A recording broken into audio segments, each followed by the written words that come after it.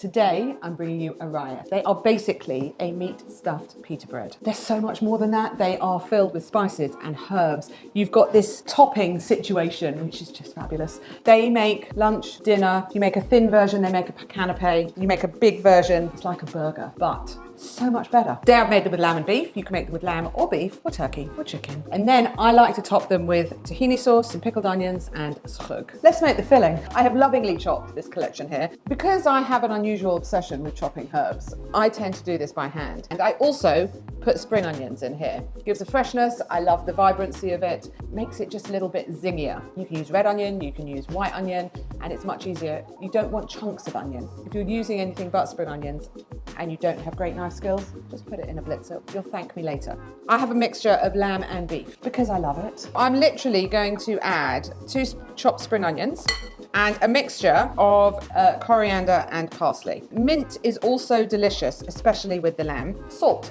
obviously. I'm not using raw garlic today.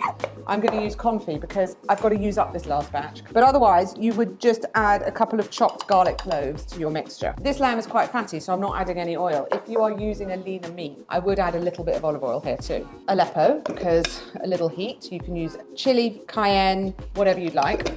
I obviously love Aleppo. This is called Bakhrat. Bakhrat. It is a Middle Eastern spice blend. I buy this online. My favorite one is from Med Cuisine. They do fantastic Middle Eastern spices if you haven't made it to a local market. This is cardamom, cinnamon, allspice, clove, coriander and cumin, and it's got this sweetness that just blends brilliantly with the meat. So I'm going to use a hit of this, a couple of teaspoons. Just gonna add one more thing, sorry. I almost forgot there, did you see? I went to reach for it, I didn't, I did. Anyway, pomegranate molasses. Not too much, just a little bit. It will give this really fantastic background flavor to the whole thing. Now, get mixing. You want to make sure it's all well incorporated. You just don't want to smush your meat too much, but you do want to mix it well. And you can make this mixture in advance. Like if you're gonna have it for dinner, make this in the morning, put it in the fridge, let it all sit and hang out together. And then when you're ready, like we are now, we can stuff the pitas and get them made. The other thing you could add here, if you were so inclined, are some pine nuts or pistachios. They would really give a lovely crunch, but personally,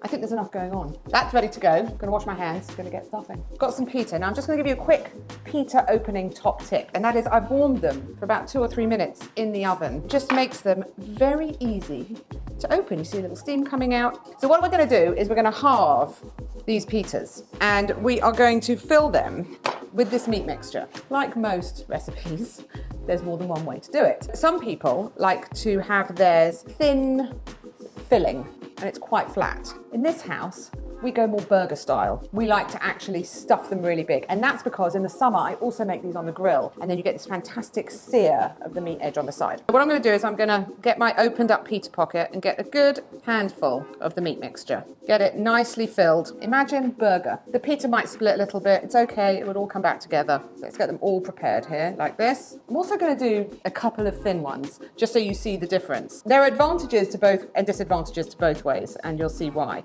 But also, if you are making these as kind of a canapé or a starter or like a nice little dip as people come over with a drink, the good things about the thin ones is you can then cut them into quarters and make them even smaller. Let's get cooking. What we're going to do is we are going to sear them in here. So we're going to get them coloured, toasted on the outside, and then we're going to finish cooking in the oven. And the important thing is that you put them on a rack in the oven so they don't get a soggy bottom. What I'm not going to do is oil my pan because that will make them greasy. So instead, I'm just going to very, very lightly brush them. Now for the thick ones, I'm also going to brush the outside of the meat so that that sears too. Because the meat itself is quite fatty, you do not want the bread to get soggy. The beauty here is the crispness of the pita. I'm going to show you both ways. You'll see why there's an advantage of one way versus the other. The thick way is really great when you're on the grill, but it is slightly trickier to get the outside because it's kind of more rounded, as evenly toasted just in the pan alone, and that's why the oven